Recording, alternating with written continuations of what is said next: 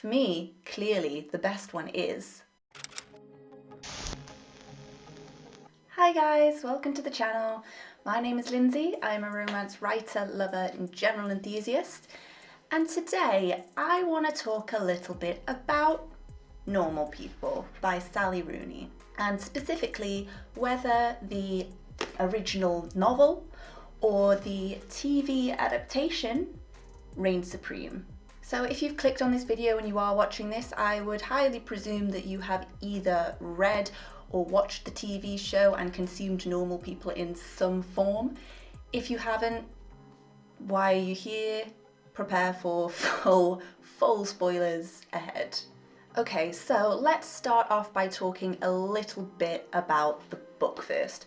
So I did read Normal People before watching it.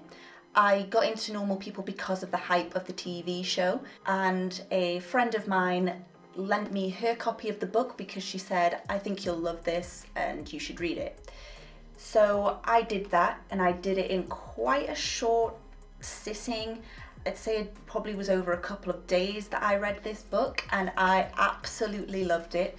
Something in this book that I'm not even sure I can put my finger on really just had me captivated, and I couldn't put it down, and I just needed to know what happened to these people. I think this book speaks quite closely to me personally, and maybe that's why I loved it so much, because I can definitely relate to a very long-standing, off, on again, no one really explicitly states how they feel type of relationship, especially when I was about this age. So this one really hit home for me. From what I've seen, Normal People is a bit of a Marmite book. You either really love it or you can't stand it. But I will say, despite absolutely loving Normal People by Sally Rooney, I recently tried being the important word there, to read another book by Sally Rooney, which is Conversations with Friends.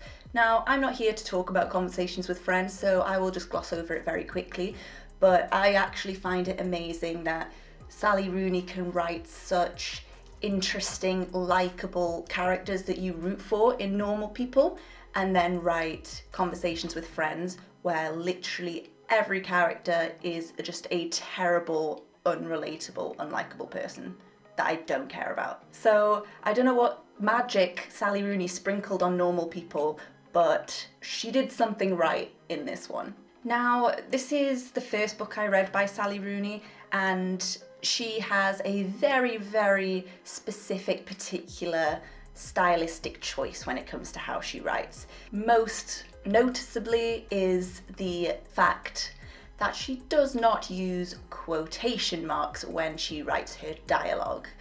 And to me, this was really jarring to read. I don't understand the choice to do it.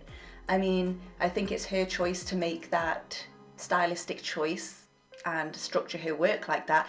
I just don't understand the decision behind it, because to me, it actually just brought me out of the book. Whenever someone spoke, I was just aware of the fact that there were no quotation marks. And although as I went on and read the rest of the book, it became less noticeable because I was more engaged in the story, it still was noticeable. The entire way through, I was fully aware of the unique structure of the grammar. Another great thing about the book for me is the length and the pacing. So this book is set over the course of about 4 years, I believe, and it is only 266 pages long. Whereas there are other books that I have read recently where there's next to no plot, it's set over a really short period of time, and it's like 460 pages long. So Sally Rooney really nails the length of this book. It keeps the pace exciting, and despite it just being over the course of some people's relationship, you don't get any unnecessary fluff, any unnecessary scenes that don't add to their relationship. So you nailed it on that one, Sally Rooney. For me, the reason Normal People work so well, both on screen and in the book, is that the characters, although a little bit strange, especially Marianne, both Marianne and Connell are such likeable people, and they are relatable to a certain degree and will be relatable to different levels for different people, of course. And I think most people can relate to them just in the fact of what the story is about. I'm sure everyone has experienced what it's like to fall in love for the first time, to deal with feelings of self-deprecation, not liking yourself, trying to find your place in the world. That's such a prominent theme throughout this book, and it's something that I'm pretty sure everyone can relate to. Now, a lot of the relationship in this book centers around miscommunication, and that creates a lot of the angst in this book. Is just both characters never really saying exactly how they feel when they should say exactly how they feel. And usually it kind of annoys me when that happens, but it just works so well in this book because of the age of the characters and because of the slow development. It's natural.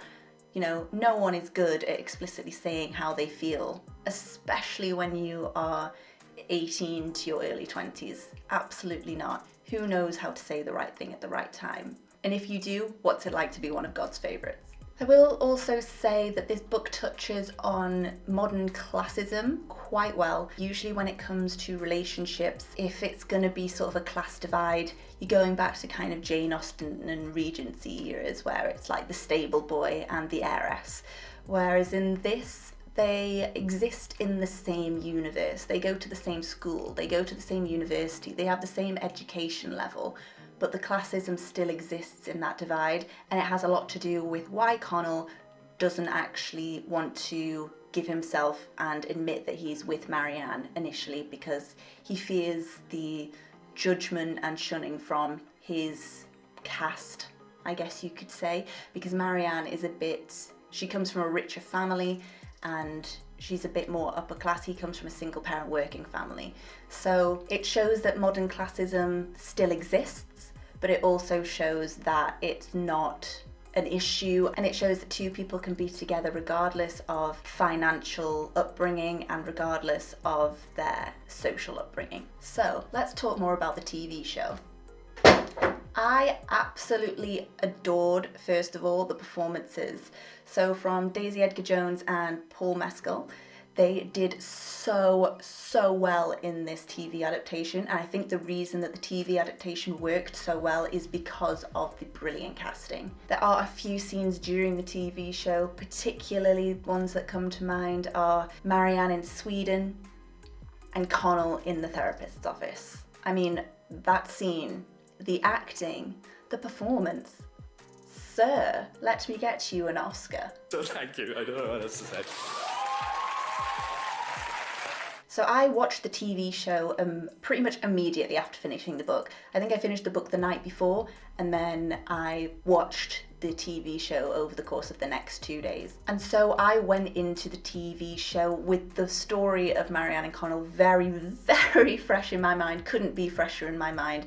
And I literally could remember dialogue, exact order of events. And so I expected to go in and pick up on those things maybe more than the average person would.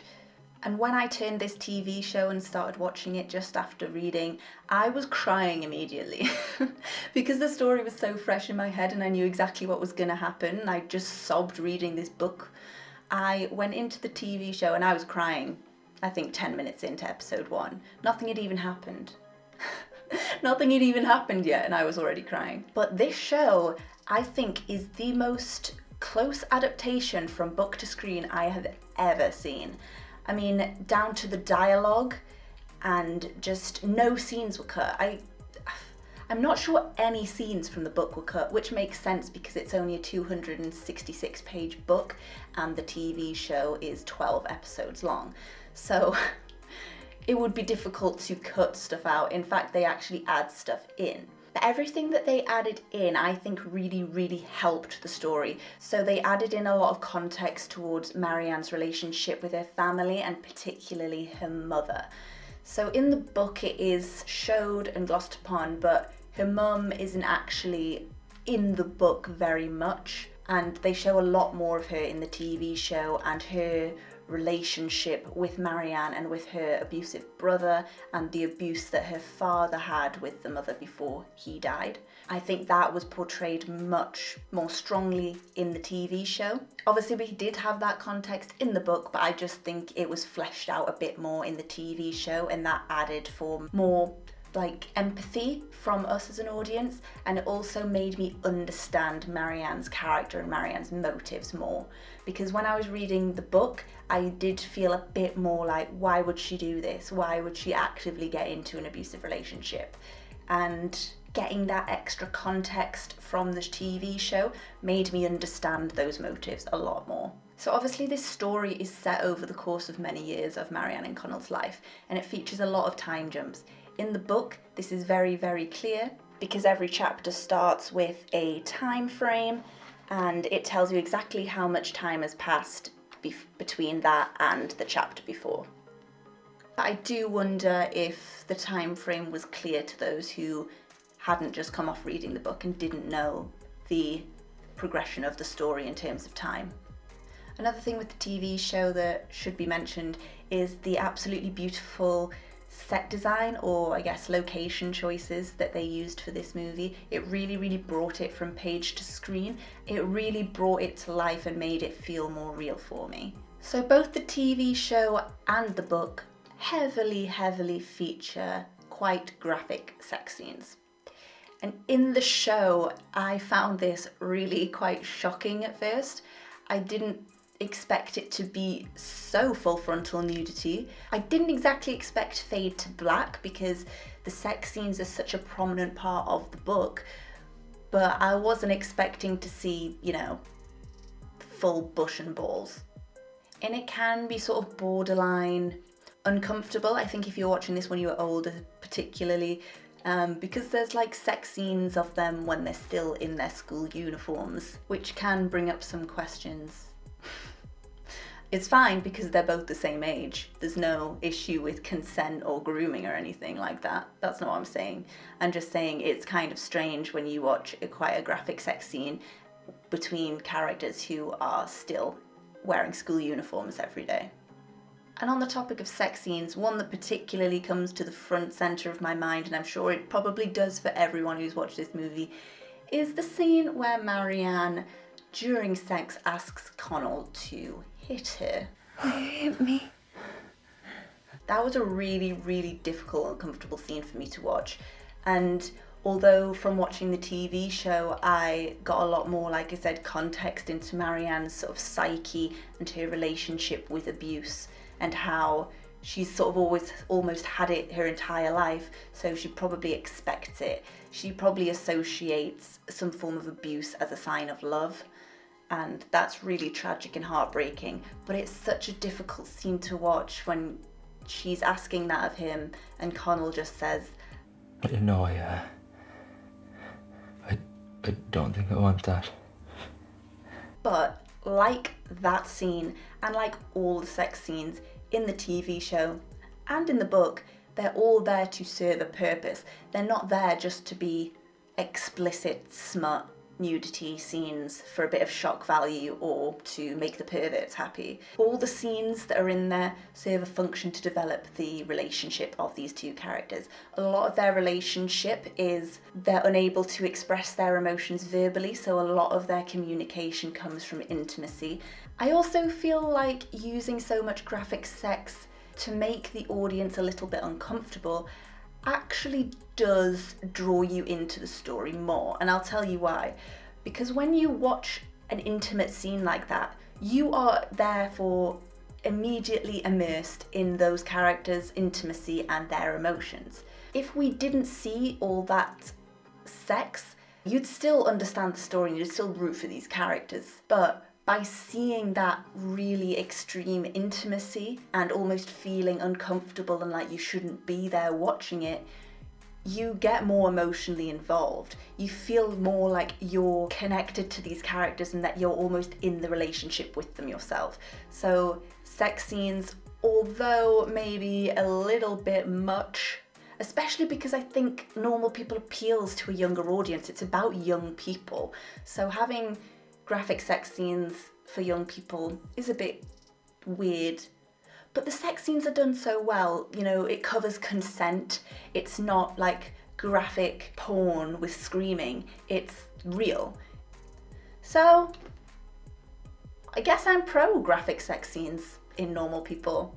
Guess I'm a pervert. Okay, let's discuss how this story wraps up and the ending. So, I have a real love-hate relationship with the ending of this book. I kind of hate the ambiguity of not knowing if they eventually ended up together. I think we like to assume that they will, and I always feel like when I read a book that's a romance about two characters, they're gonna end up together, otherwise why would I want to read it? So I was a little frustrated when it ended, and I was like, so what happens? Are they together or not? Please, just tell me. They have to end up together. They've gone through all this journey and they've bettered each other as people. They have to end up together. And yet, on the other hand, no, I'm completely with Sally Rooney and the TV creators and their decision to make it an ambiguous ending. Because that's real life. It didn't end super wrapped up in a neat bow, because the story itself is not neat and wrapped up. It's messy, it's real. This book doesn't exist to see Marianne and Connell end up walking down the aisle, buying a house and having babies. It exists to show how love, especially young love, affects and changes your life and completely affects who you are as a person. And that's just so beautiful. That's so real. And for anyone who's ever been in love, you'll know that that's true. You never come out of being in love with someone and it not working out to not fundamentally be changed in some way. And this book really makes me think about the concept of soulmates and how we view them. Because to me, reading this book, Marianne and Connell are completely soulmates. The way I look at soulmates is you don't just have one soulmate. Have you ever met someone completely platonically? Maybe they were a friend or someone that was just in your life for a really short period of time, but they, as soon as you met them, you felt it. You felt a soul connection with them, and fundamentally they stuck with you and they changed you in some way. And that's exactly what Marianne and Connell are to each other. If Marianne and Connell hadn't had their relationships, they would have been very different people throughout their lives. They taught each other to love, accept themselves. You know, if Marianne hadn't had Connell, she'd probably really struggle with accepting herself and how people have loved her in her entire life. She'd still expect abuse to be correlated with what it means to be loved by someone. And for Connell, he'd still really struggle to not like himself, not accept love from others. I just think their story is so beautiful and heart-wrenching, and it sticks with you because it just makes you think quite philosophically about life, what it means to love, and the journey you can go on both alone and with someone else, and how you grow throughout your life and how you can grow with people or against people. I just love those kind of emotions it evokes in me. So, with all that being said, which one is best? For me, clearly the best one is the TV show. But the TV show could not be what it is without the book. And for me, the book was a 5-star read. I loved it, couldn't put it down, completely got immersed in the world. But the TV show and having it on screen just fleshed what Sally Rooney created in the book out to make it even better. From getting to just see the characters, the emotions on their face and the acting, as opposed to just being told how they feel straight out, added so much depth and so much nuance to the story. And ultimately the acting, I think, is the reason why the TV show worked so well. The performances were just absolutely outstanding. Outstanding acting. I think that Normal People is a story that everyone should intake. I think it's arguably quite a modern classic, and I think it absolutely nails so perfectly and beautifully what it means to be young and in love and finding your place in the world. So whether you're a teenager who is yet to experience those emotions, or whether you're a middle-aged man, it's always going to be so prominent. Everyone is a teenager at some point that falls in love. I mean, maybe you don't fall in love as a teenager, but you're a teenager at some point, and then at some point in your life, I hope you'll experience falling in love for the first time. For me, it related very, very personally. I've definitely experienced a lingering long-term relationship with someone like that, and it's kind of triggering. So for me, both book and TV show, 5 stars, but the TV show does take the edge. Maybe it takes more than an edge. And I'm not gonna lie, I think most people are gonna agree with me on this. If anyone prefers the book to the TV show, please tell me why, because I'd be so intrigued to know what the TV show didn't deliver on for you that the book did. But that is going to be it for this video, guys. If you did enjoy this video and you want to talk more about rom-coms with me in the future, is Normal People a rom-com? I'd say it's more of a romance coming of age drama, but it falls under the umbrella, right? So if you enjoy talking about romance literature and movies and you want to stick around and come with me on my journey, then please do remember to subscribe, give this video a like if you enjoyed it, and leave a comment down below to help out the YouTube algorithm. And I will see you in the next one, guys. Bye. Hi, Editing Lindsay here. I just thought I'd come in to say that while editing this and getting all the clips for the show to put in as like B-roll, I just started absolutely sobbing again. I don't know if you could tell on camera, but just know that my literal tears went into making this video for you guys, so you better subscribe and like.